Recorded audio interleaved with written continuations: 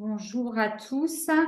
Alors, je vais déjà me présenter. Donc, moi, je suis Adoration Gallardo-Mégias. Je suis chargée marketing inclusion numérique à la CPAM du Bas-Rhin et je pilote donc depuis maintenant quelques mois, voire années, mon espace santé. Voilà. Donc, j'interviens auprès de nos DNS, ce que j'étais également avant, et enfin anciennement dénommé CIS, pour pour les accompagner avec cette thématique. Et je vais aussi intervenir auprès des citoyens. Voilà. J'ai pris le parti de vous présenter mon espace santé vraiment de façon globale, pour que vous compreniez bien comment ça se présente et comment on l'utilise, que ce soit versant assuré ou versant professionnel de santé. Je vous invite si vous avez des questions, à les poser, sans hésiter, pour que je puisse y répondre tout de suite. Je commence. Alors, ce qu'il faut déjà savoir, c'est que il y a eu une création par défaut de mon espace santé. Donc, mon espace santé, en fait, a été créé en janvier 2022. Et il y a eu d'abord toute une campagne d'information auprès des citoyens et en les invitant soit à créer leur espace santé, soit à s'y opposer. Et donc, cette campagne a duré jusqu'au mois de juillet. Et donc, pour toutes les personnes qui ne se sont pas opposées à mon espace santé, il y a eu une création automatique de mon espace santé. C'est un peu comme pour le don d'organes, ils ont pris l'option de faire du opt-out, donc qui ne dit mot consent, en gros. Et donc, tout individu qui a réceptionné le courrier, alors je précise ça parce qu'en fait, lorsqu'il y a eu des courriers qui sont revenus en arrière, donc ce qu'on appelle des NPAI, l'ouverture automatique a été bloquée. Donc, ce qui peut expliquer parfois il y ait des non-ouvertures de mon espace santé et donc de DMP. Et donc, forcément, s'il n'y a pas eu d'ouverture automatique et que la personne ne l'a pas créée, à ce moment-là, il y aura impossibilité d'utiliser le DMP et d'injecter des documents. Deux possibilités pour la création ou l'opposition, uniquement monespacesanté.fr ou alors également la plateforme qui est le 3422. Au niveau des CPAM, nous ne sommes pas en mesure d'accompagner sur Mon Espace Santé. Nous ne pouvons pas créer, nous ne pouvons pas faire les oppositions. Nous n'avons aucune visibilité par rapport à Mon Espace Santé qui va bien au-delà de l'assurance maladie et qui concerne en fait tous les citoyens. Donc, c'est vraiment une plateforme qui est dédiée, le 3422. Donc, il n'y a aucun intérêt à appeler la CPAM pour une question d'ouverture ou de DMP qu'on n'arrive pas à renseigner. Il faudra voir forcément par la plateforme. Alors, c'est très simple pour l'activation, ça prend quelques minutes. Il suffit d'avoir un ordinateur ou un smartphone ou une tablette et vous allez sur monespacesanté.fr où vous pouvez également télécharger l'application. Le numéro définitif, alors il faut un numéro effectivement d'immatriculation, donc de sécurité sociale qui soit bien certifié. Donc, les personnes qui sont encore en situation d'attente d'un numéro définitif, la création ne peut pas se faire. Il faut la carte vitale. Donc, pareil, ceux qui n'ont pas de carte vitale, pas de possibilité de création par le site, puisqu'il faut le numéro de série de la carte vitale. Alors, ce numéro de série, on le retrouve soit sur le côté, comme vous voyez sur la photo, pour les nouvelles générations de cartes vitales, donc celles qui sont avec photo. Pour les anciennes générations de cartes vitales, c'est sur l'arrière de la carte vitale, c'est tout en haut. Pareil, on n'arrive pas à lire le numéro de série, ce qui arrive souvent avec les vieilles cartes vitales qu'on a depuis 20 ans ou plus. Il faut appeler le 3422 qui sont habilités à donner ce numéro et à accompagner. Jusque-là, c'est bon pour vous? Voilà, donc très important, une sécurité qui est renforcée. C'est vraiment important de savoir que toutes les données sont bien hébergées en France, chez un opérateur agréé hébergeur de santé. Donc, on peut rassurer aussi les patients par rapport à ça. La sécurité a été faite dès la conception et en fait, toute personne qui a un espace santé a la possibilité de vérifier qui s'est connecté, qui a injecté. Il y a des traces en fait qui restent dans mon espace santé de toute intervention dans celui-ci. Hein. La CNIL, qui évidemment contrôle et vérifie que ce qui est demandé dans mon espace santé, ce ne sont que des choses qui sont vraiment nécessaires et pas de superflu. Hein. Et évidemment, il y a une amélioration continue puisque on recherche sans arrêt des failles, on fait sans arrêt des tests d'intrusion. Hein. Donc, c'est vraiment une amélioration de la sécurité hein, en permanence. Donc, ça, vous pouvez rassurer vos patients hein, s'ils ont des doutes hein, quant à la sécurité et quant à la fuite de données. Hein. Tout est vraiment mis en place pour que ce soit sécurisé au maximum. Hein. Alors, comment construit mon espace santé hein? Il y a 4 briques essentielles. Hein. Donc, l'ancien DMP qui, versant assuré, va prendre le nom de dossier médical, tout simplement, mais qui, côté professionnel de santé, continue de s'appeler DMP, hein, dossier médical partagé. Et dans ce dossier médical, donc, il y a 2 rubriques. Donc, le dossier médical à proprement parler, qui est pour les professionnels de santé et qui vont pouvoir continuer d'injecter comme ils le faisaient déjà et comme ils connaissent le principe. Il n'y a fondamentalement aucune différence avec ce qui existait déjà. Hein. On injecte, on peut consulter, ça n'a pas changé. La grande nouveauté sur ce dossier médical, c'est le profil médical qui là est à la main du citoyen, qui est à la main du patient et qui lui, de son côté, va également pouvoir injecter des documents. Donc, il va pouvoir alimenter, mettre ses antécédents familiaux, enfin voilà, plein d'informations.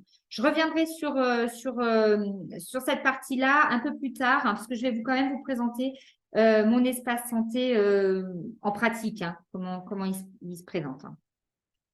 La messagerie sécurisée, pareil, pour les professionnels de santé que vous êtes, aucun changement. Cette messagerie existait déjà. Hein. La grande différence, c'est qu'aujourd'hui, elle est également ouverte aux citoyens et il va pouvoir échanger avec vous de la donnée de santé. Par contre, ce sera toujours à l'initiative du professionnel de santé que les échanges vont démarrer. Moi, en tant que patiente, je ne peux pas, si j'ai envie, envoyer un message via cette messagerie sécurisée à mon médecin traitant. Il faut que lui démarre la conversation. Par contre, je pourrais y répondre. Et à n'importe quel moment, il peut considérer qu'il n'y a plus lieu d'échanger. Il pourra mettre fin à la discussion. Alors, il y a une technique, hein, en fait, dans l'objet, il va mettre entre crochets et en majuscule le mot « fin » sans espace. Et après, la personne verra qu'elle n'a plus la possibilité d'envoyer des informations. Évidemment, lorsqu'il y a des documents qui sont injectés dans mon espace santé, que ce soit pour le dossier médical partagé ou via la messagerie de santé, la personne qui a mon espace santé aura une notification pour l'inviter à aller voir. Le catalogue de services. Alors, ce catalogue de services a pour vocation de donner aux citoyens une sécurité sur les applications qu'il va utiliser concernant des applications avec des thématiques de santé, de bien-être. Aujourd'hui, on a 20 applications qui sont référencées. Il y en a quand même environ 400 qui essayent de rentrer dans ce catalogue de services. Mais pour avoir le label, il faut avoir des preuves, des gages de fiabilité, et notamment être hébergé en France, ça en fait partie. Donc, s'ils ne remplissent pas tous les critères, ils ne sont pas acceptés dans ce catalogue de services. Aujourd'hui, ce catalogue de services est simplement un catalogue lambda qui va vous inviter à télécharger l'application. Mais le but, c'est aussi d'avoir des remontées qui vont se faire. Et donc, ces applications, ce seront aussi des applications connectées. Et donc, je prends un exemple, une application concernant les diabétiques. Le but, c'est que les informations recueillies par l'application soient remontées dans le DMP, facilitant du lien avec le professionnel de santé, avec le médecin, avec les professionnels qui le suivent, pour avoir des informations beaucoup plus rapidement et éventuellement adapter le traitement dans la foulée. Ça va arriver dans les prochains mois, hein, cette connexion, c'est prévu pour la fin de l'année. Pareil, un agenda qui sera aussi disponible fin d'année. Alors, cet agenda, le but, c'est vraiment de reprendre dans un même espace tous les rendez-vous à venir et avec des rappels aussi sur les rendez-vous qu'il faut prendre, par exemple, pour le cancer du sein, pour la mammographie, pour le cancer colorectal, voilà. Donc, il y a deux choses. Reprendre les informations concernant les rendez-vous à venir et également faire des rappels de vaccination, par exemple. Alors, qu'est-ce qui se passe lorsque mon espace santé est créé? Donc, pour la plupart des citoyens, on est quand même à 92% dans le Bas-Rhin de création d'espace santé. Donc, pour les gens qui ont vu leur espace santé de créer, mais qui n'ont pas fait l'activation, le professionnel de santé, lui, peut se connecter via alors le logiciel ou alors via le site dmp.fr. Et il va pouvoir déposer des documents, consulter des documents, envoyer des messages vers la messagerie sécurisée. Évidemment, si le patient n'a pas activé mon espace santé, il n'a pas de messagerie de santé, donc il ne pourra pas le voir, mais le professionnel de santé sera informé. Et il y a également des documents qui sont déposés par l'assurance maladie, notamment l'historique des remboursements, donc les consultations, médicaments pris à la pharmacie, ce genre d'informations. C'est OK pour vous? Par contre, si le citoyen a également activé, alors il faut bien faire le distinguo entre création et activation. Création, c'est uniquement les professionnels de santé qui peuvent aller sur mon espace santé, enfin sur le DMP via la messagerie de santé. L'activation donne la main au citoyen et c'est vraiment le but, c'est vraiment que le citoyen reprenne la main sur sa santé et ait accès à toutes les données de santé. C'est pour ça que mon espace santé a été créé. Et donc, s'il active mon espace santé, il va pouvoir compléter son profil médical, mettre des allergies, les maladies, les hospitalisations. Il va pouvoir réceptionner les messages des professionnels de santé. Il va pouvoir ajouter ses propres documents et il va aussi pouvoir consulter les documents qu'il aura reçus des professionnels de santé et de l'assurance maladie. Et il pourra également autoriser ou interdire l'accès à certains documents. On a la possibilité, en tant que citoyen, de masquer certains documents aux professionnels de santé de son choix ou de masquer certains documents à tous les professionnels.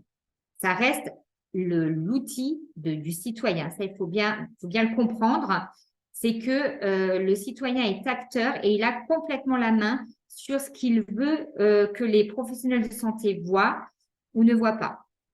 De la même façon qu'aujourd'hui, enfin que les professionnels de santé peuvent masquer certains documents à l'assuré. Je pense notamment aux documents d'annonce. Ça peut être masqué pendant une quinzaine de jours, par exemple, le temps que l'annonce ait été faite en réel et que la personne n'aille pas sur mon espace santé et découvre qu'il y a une pathologie importante, comme ça, de brut de décoffrage. Juste une petite précision pour ce qui est des enfants. Alors, pour ce qui est des enfants, ce sont les parents qui vont activer mon espace santé. Donc, c'est le parent titulaire qui est l'ayant droit de l'affiliation qui va ouvrir mon espace santé. Il peut aussi s'y opposer.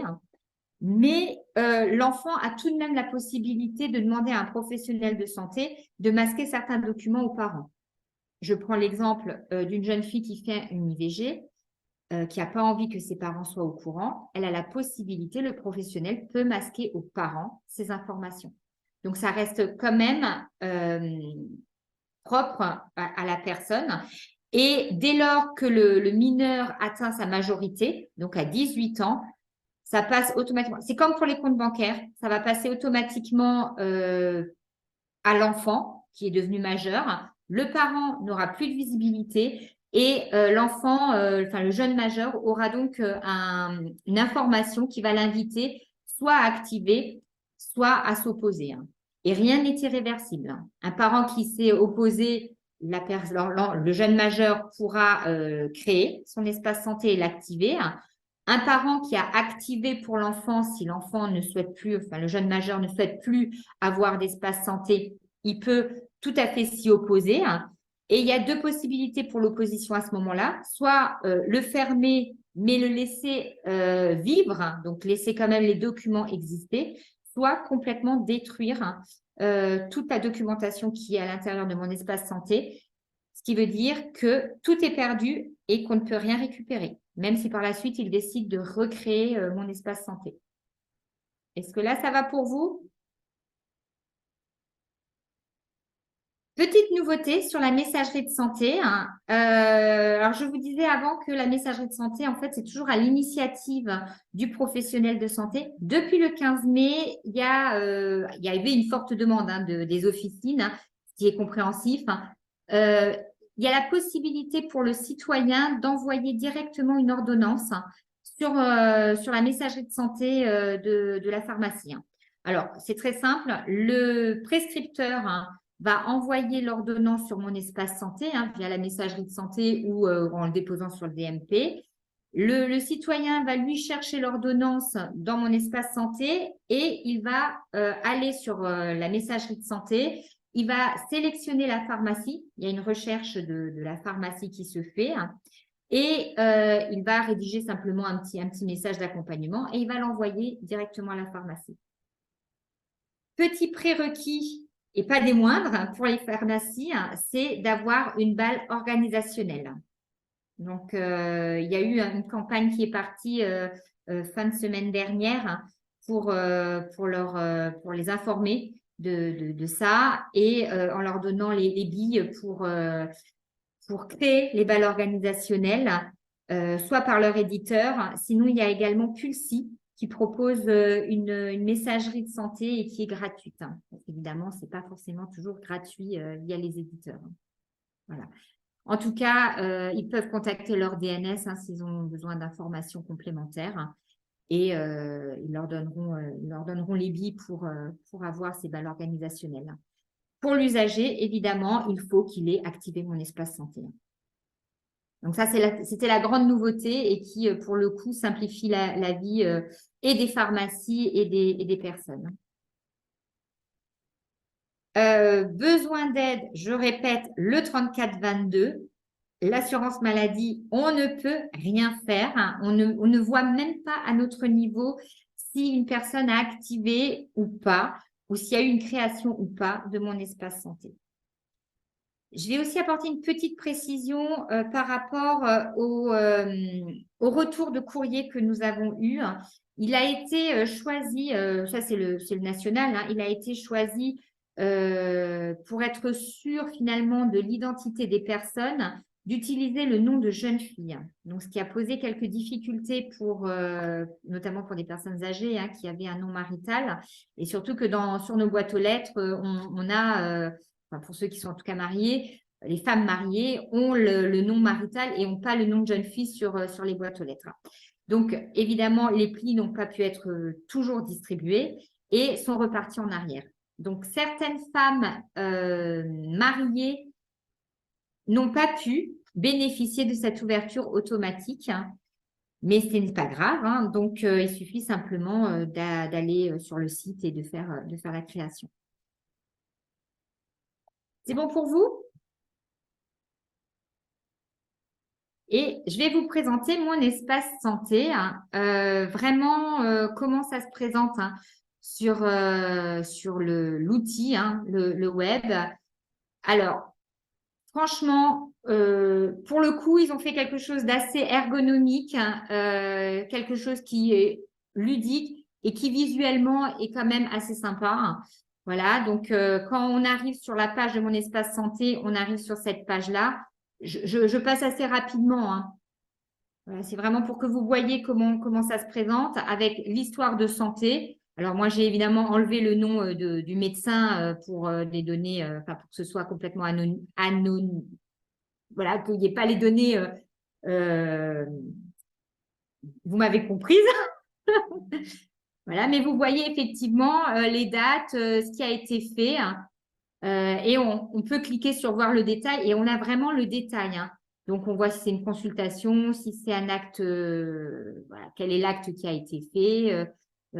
Par exemple, vous voyez, le 11 février, il y a un acte de biologie, donc ça, c'est l'analyse. Et il y a aussi l'acte de faire la prise de sang qui a été fait par un infirmier. Donc, vous voyez, c'est bien dissocié.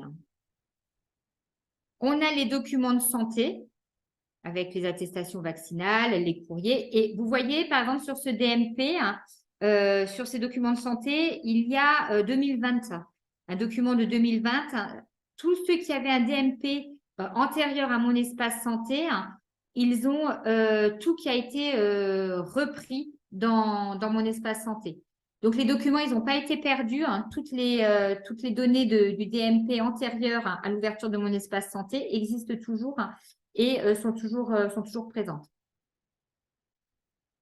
Voilà, quelques infos pratiques. Voilà. Ça, c'est vraiment la page d'accueil. Pour ce qui est du profil médical, donc ça, le profil médical à la main du citoyen, de votre patient. Donc, toujours la possibilité dans le suivi médical d'indiquer les maladies et sujets de santé, les traitements, les hospitalisations, le handicap, les facteurs de risque, les allergies, les antécédents familiaux, les habitudes de vie. Alors, on peut imaginer qu'il n'y a pas grande importance à mettre les antécédents familiaux, par exemple, mais si, parce que parfois, enfin, le professionnel, le médecin ou celui qui va faire les analyses, va se dire, mince, dans la famille, il y a ce genre de pathologie. Au vu des symptômes, peut-être qu'on doit fouiller de ce côté-là. Donc, c'est vrai qu'on n'a pas toujours grand intérêt, enfin, en tout cas, on se dit, oh, on s'en fiche de savoir qu'il y a une mucoviscidose chez le cousin ou chez le neveu. Est-ce que ça va apporter quelque chose en plus? Si, parce que finalement, on va peut-être se dire, il faut que je cherche de ce côté-là. Sur les habitudes de vie, pareil. Alors là, ce sont des questions fermées. C'est est-ce que vous fumez, est-ce que vous pratiquez un petit peu de sport, voilà. Pour ce qui est des documents, vous voyez, il y a effectivement tout ce que l'assurance maladie met comme information, les courriers, la messagerie. Je ne sais pas s'il y en a qui l'ont déjà utilisé. Sinon, voilà, ça se présente de cette façon. Et vous voyez, avec les tests que j'avais fait, le médecin qui avait clôturé la conversation avait bien mis dans l'objet le mot fin. Donc, moi, après, j'avais un message que là, que j'ai pas mis, mais que comme quoi je ne peux plus communiquer avec ce professionnel de santé. Vous voyez là, le médecin spécialiste qui m'a envoyé un test en message, lui n'a pas mis le mot fin. Donc, si demain j'ai envie de l'embêter, hop, je peux. Donc, dès que vous avez un patient pour lequel vous estimez qu'il n'y a plus lieu d'échanger, faites-le. Mettez bien le mot fin, comme ça vous êtes tranquille. Le catalogue de services, rapidement, juste pour que vous voyez un petit peu les applications qui sont aujourd'hui référencées.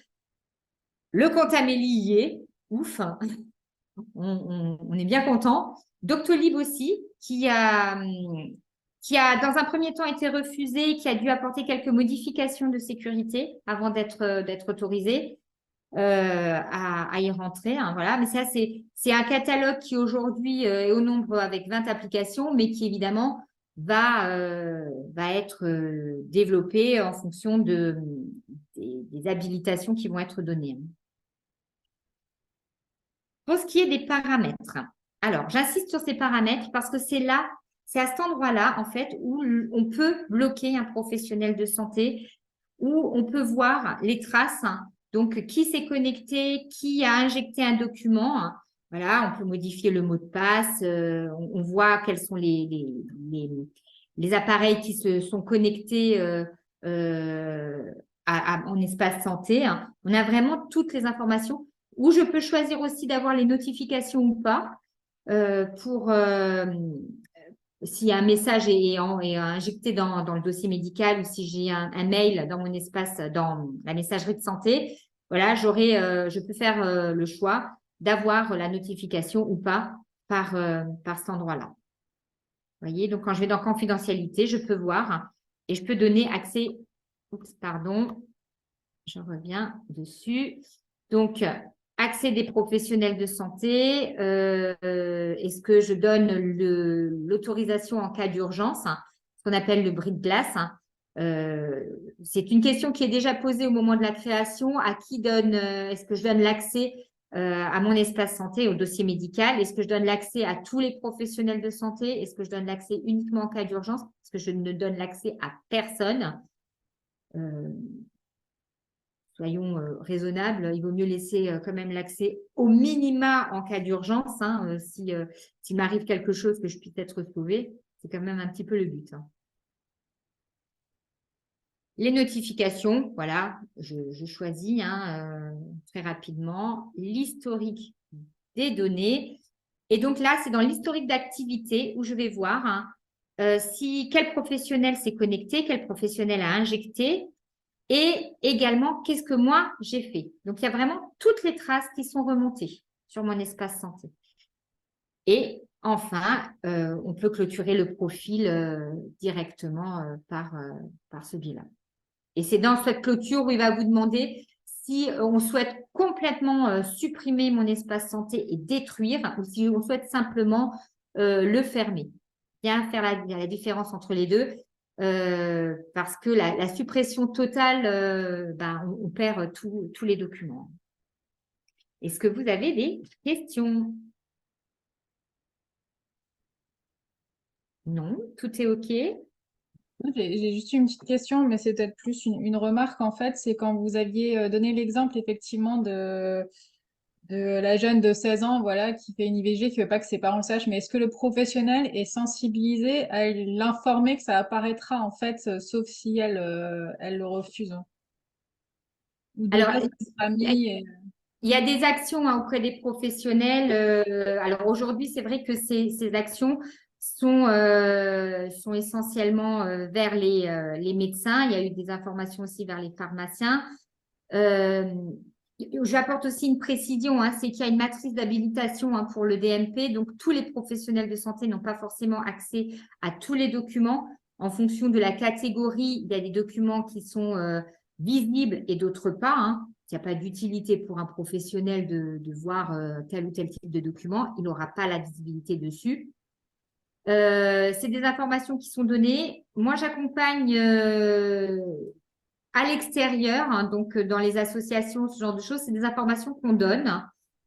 Voilà, donc on espère que la communication passe et que ces informations sont prises à bras-le-corps. Mais c'est vrai que si l'information n'est pas donnée,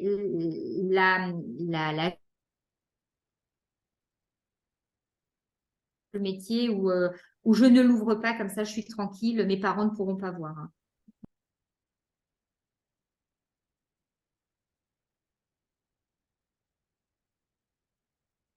Présente parce que admettons finalement ça se passe pas si bien que ça, elle se sent mal, ça. Bonsoir. J'avais juste une question par rapport au bris de glace. C'est pas très clair pour moi. Qui a finalement accès? C'est tout ce qui est SAMU urgence. C'est des professionnels bien identifiés. Parce que j'ai posé exactement la même question à Pulsi il y a un mois et on m'a garanti que tous les professionnels y avaient accès. Oui, et effectivement, il y a effectivement, je prends l'exemple, vous êtes médecin, vous êtes sur la voie publique, il y a une personne qui a eu un accident et elle n'est pas en capacité de donner certaines informations. Vous pourrez vous connecter à son dossier médical pour avoir effectivement accès au dossier médical. Par contre, il faut bien préciser que c'est dans le cadre du bris de glace. La personne aura accès après aux traces, donc pourra voir s'il y a eu une connexion qui s'est faite de façon justifié ou pas. Donc, ça engage, si vous voulez, le fait de se connecter en bris de glace, ça engage votre, j'allais dire votre responsabilité, c'est pas vraiment ça, mais en tout cas, on ne peut pas, si on n'est pas dans le cas de figure de l'urgence, on ne peut pas le faire. Ça donne vraiment, la personne pourrait effectivement se retourner en disant vous vous êtes connecté sans aucune raison, voilà. Est-ce que c'est assez clair, Docteur Schmitt? Oui, oui, bah, du coup, c'est bien tout professionnel qui peut se connecter au Oui, oui, final. oui, oui, oui, Oui. oui. Et d'ailleurs, Avec la traçabilité qui va avec, mais ça, ok. alors, nous on essaye de sécuriser, de rassurer les personnes parce qu'il y en a beaucoup qui disent oui, mais vous voyez, n'importe qui peut se connecter à mes documents, voilà. On leur rappelle quand même que d'une, les professionnels, ils ont autre chose à faire que de naviguer sur des dossiers médicaux comme ça, juste par envie, hein. De deux, ils s'engagent en tant que professionnels de santé, ils ont quand même une déontologie, donc ils ne vont pas le faire de façon intempestive et n'importe comment. Voilà, et qu'en plus, ils ont des traces. Donc, si effectivement, ils constataient qu'il y a des navigations qui ne devraient pas être, il y a la possibilité déjà de bloquer le professionnel et ensuite de demander des comptes, hein. Voilà. Est-ce que vous avez d'autres questions? J'avais encore une petite question, j'en profite, mais alors, l'intention de laisser la main au citoyen sur son dossier est tout à fait louable, mais par définition, le citoyen qui est apte à gérer tout ça de manière autonome, c'est en général pas celui-là qui est malade et encore moins celui pour lequel on a besoin de coordonner des soins. Qu'est-ce qui est prévu pour les personnes âgées, par exemple, hein? Alors, ça va être ouvert prochainement à des tuteurs, enfin, ou des accompagnants. Ça, c'est en cours. Donc, une personne tierce pourra avoir la main sur mon espace santé. Mais quand bien même la personne n'a pas activé son espace santé, du moment qu'elle ne s'y est pas opposée, le lien entre les professionnels de santé peut se faire autour du DMP. Donc, l'essentiel, si vous voulez, c'est que finalement, ces personnes âgées ne soient pas opposées. Si elles ne sont pas opposées, mon espace santé vit quand même et le DMP vit. Donc, vous, en tant que professionnel, vous avez la possibilité d'avoir les informations les uns et les autres, hein. Et donc, de vous coordonner effectivement autour de la personne. C'est bien la différence entre l'activation et la création. La création, il existe, il vit. Vous, professionnels de santé, vous pouvez naviguer, vous aider, vous envoyer des messages par rapport et déposer des documents. Et les autres professionnels de santé qui sont en coordination autour de ce patient pourront également avoir l'information, hein. Quand bien même le citoyen ne l'a pas activé, mais finalement, quelque part, on s'en fiche. Là où ça devient plus problématique, c'est si le citoyen, en fait, lui, s'est opposé, hein. Mais il y aura effectivement la main pour les ayants droit, enfin pour les tierces personnes qui accompagnent, hein, qui, elles, pourront, elles, par contre, mettre de la donnée de santé de leur côté également. Est-ce que j'ai répondu à votre question, Dr Schmitt? Oui, oui, c'est clair, oui.